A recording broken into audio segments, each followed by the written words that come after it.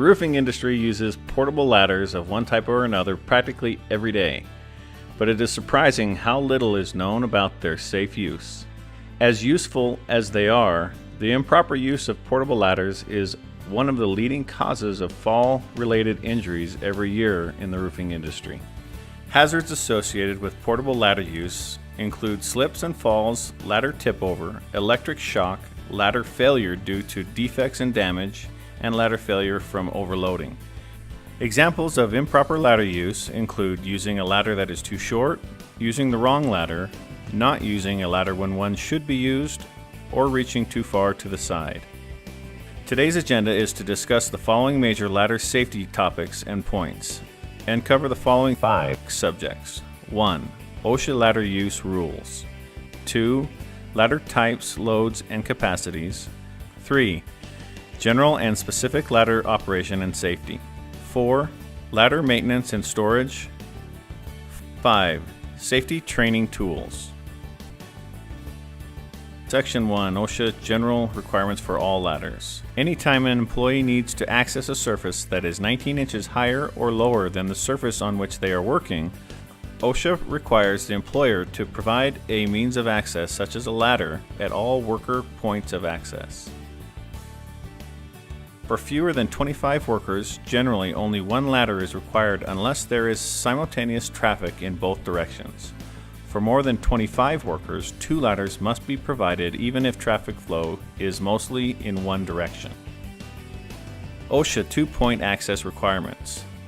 When there are more than 2 points of access between levels, employers must ensure that at least one point of access remains clear.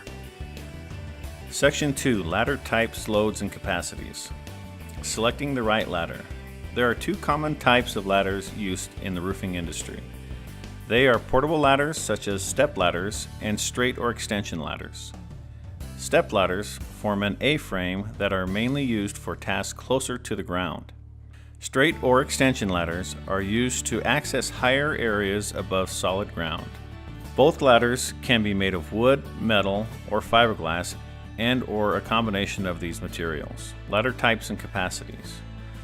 When selecting a ladder for a job, it must meet or exceed OSHA requirements and not exceed American National Standards Institute standards. Ladders are rated by a system of numbers or letters that refer to the load capacity of a given ladder. Do not exceed the maximum load rating of a ladder or the manufacturer's rated capacity. Be aware of the ladder's load rating and the weight it is supporting, including the weight of any tools or equipment. Read, understand, and follow all labels or guidelines pertaining to load ratings printed on the side rails. A Type 1 ladder is an industrial step ladder and has a weight capacity of 250 pounds. Type 1A ladder is a heavy-duty industrial step ladder and has a weight capacity of 300 pounds. A Type 1 AA ladder is a heavy-duty commercial step ladder and has a weight capacity of 375 pounds. A Type 2 ladder is a commercial-grade light-use ladder and has a weight capacity of 225 pounds. A Type 3 ladder is a household ladder with a weight capacity of 200 pounds and should never be used on a roofing project, nor should one be on the work site. General ladder operation and safety. Before using a ladder, inspect its general condition and look for damaged components. Look for loose rungs, nails, bolts, and screws, cracked, broken, split, or worn rails and cleats. Pre-job inspection should become part of your routine. Before using a ladder, make sure it is sufficient strength for the task. Before using a ladder, make sure that you use a fiberglass or wood ladder when working around electricity. Never use an aluminum ladder around electricity. Avoid electrical hazards. Always identify overhead obstacles and sources of electricity before moving a ladder. Look for overhead power lines before handling a ladder and do not come closer than 10 feet of power lines. When on a ladder, always maintain a 3-point contact, either one hand and 2 feet or 2 hands and 1 foot in firm contact with the ladder. Always face the ladder when moving up and down and use both hands when climbing and descending. Allow one person on a ladder at a time. Do not lean from side to side, but keep your belt buckle between the side rails as a safety measure. Make slow and cautious movements. When climbing a ladder, Wear slip-resistant footwear that is in good repair, with heels and skid-resistant soles. Do not carry objects or loads while climbing a ladder that could cause you to lose your balance and fall. Hoist objects after you have reached your destination height. If tools are needed, use a tool belt or a bucket attached to a handline. Carry tools on your belt or hoist them rather than in your hands. Do not carry loads that prevent you from using both hands on the ladder. Never load a ladder beyond the intended maximum load or the rated capacity. Always use ladders on a stable, level, and a non-slippery surface unless secured or provided with slip-resistant feet to prevent accidental movement. Do not use slip-resistant feet as a substitute for exercising care when placing, lashing, or holding a ladder upon slippery surfaces. Never place the ladder against a movable object, such as scaffolding on wheels. Choose a ladder that fits the job. If ladders are too short, people will climb too high, leaving them without proper handholds. If a ladder is not tall enough, you are using the wrong ladder.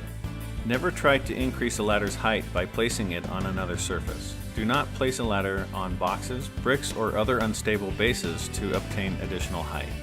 Ladders which are too long are difficult to handle. They also tend to be erected askew and may be highly unstable. Use extreme caution around energized electrical equipment and use a ladder with non-conductive side rails. Wind and rain are not your friends when using a ladder. Be mindful of weather and changing weather. Do not use a ladder in inclement weather, such as high winds, rain, or snow. A ladder placed in any location where it can be displaced by other work activities must be secured to prevent displacement, or a barricade must be erected to keep traffic away from the ladder. Secure ladders placed in areas such as passageways, doorways, or driveways, or where they can be displaced by workplace activities or traffic to prevent accidental movement. Keep top and bottom ladder areas clear of clutter and dismount before moving a ladder. Use ladders only for their designated purpose. Ladders must not be tied together. Step ladders and their safe operation. Never use the top or top two steps of a step ladder. The weight distribution will be wrong and falls are likely. Assure that the brace is locked in place before climbing. Metal spreader or locking devices must be provided on all step ladders to hold the front and back sections in an open position when ladders are being used. Never climb on a step ladder if it is not braced and locked. Do not use cross bracing on side of ladder for climbing or any other purpose. Never use a step ladder as a straight ladder or in a partially closed position. Straight or extension ladders and their safe operation. After raising a ladder to the desired height, be sure that all locks on the extension ladder are properly engaged. When using a ladder to access a point to where you will dismount, the ladder should extend at least 3 feet beyond the support point. The ladder should be tied as close to the support point as possible, and do not stand on the 3 top rungs of a straight, single, or extension ladder. For every 4 feet of a non-self-supporting ladder height, the bottom of the ladder should be 1 foot away from the wall. This is known as the 4-to-1 rule. The safe angle is 75 degrees. Do not use a single section portable ladder that is longer than 30 feet in length. Do not use a double section portable ladder that is longer than 48 feet in length. Section 4. Ladder maintenance and storage. Transport ladders to a job site in a way to prevent damage to the ladder and to prevent a ladder from falling while being transported and causing an accident. Conduct ladder safety inspections regularly for defects prior to use. Are all rungs on the ladder in good condition without bends or visible damage?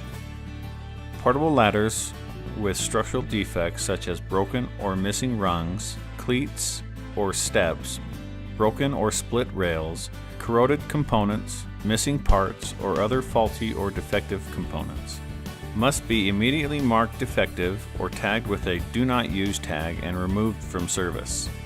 Ladder repairs must restore the ladder to a condition meeting its original design criteria before the ladder is returned to use. Discard or destroy ladders that cannot be repaired. Proper storage of portable ladders is important to retaining a ladder's integrity and usability. Whenever possible, store ladders upright or vertically and out of the weather. If stored horizontally, be sure to support the ladder in several places to avoid rails from sagging. Maintain ladders free of oil, grease, and other slippery hazards. Replace frayed or worn ropes. Make sure the safety feet are kept in good, solid condition. Remember that ladders left on the ground at a work site are a tripping hazard. Section 5. Ladder Safety Training. Employees must be trained by a competent person to recognize hazards associated with portable ladders and instructed on safety to minimize those hazards. A competent person is defined as an individual who is capable through training and experience of identifying existing and predictable hazards relating to ladder safety. Training should include the nature of fall hazards, correct procedures for erecting, maintaining, and disassembling ladders, proper use and care of ladders, and understanding the maximum load capacity of ladders to be used on a project. Training and retraining should be provided to each employee as often as necessary to ensure employees understand and retain the required knowledge for using ladders. Conclusion. Remember that the ladder is a tool to assist in getting the job done, just like a hammer or other roofing tool. Focusing on the task that necessitates a ladder while ignoring the tool is a primary cause of ladder injuries. Falls from ladders can easily cause a broken bone, back injury, or even death.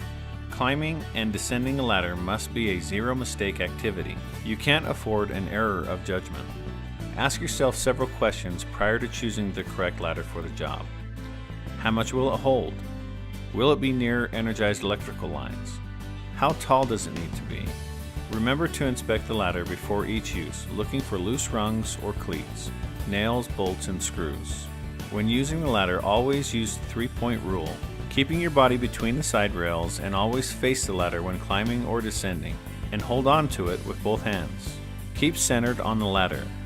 Never lean beyond the side rails, or move, shift, or extend the ladder while on it. These simple procedures will keep you safe at work.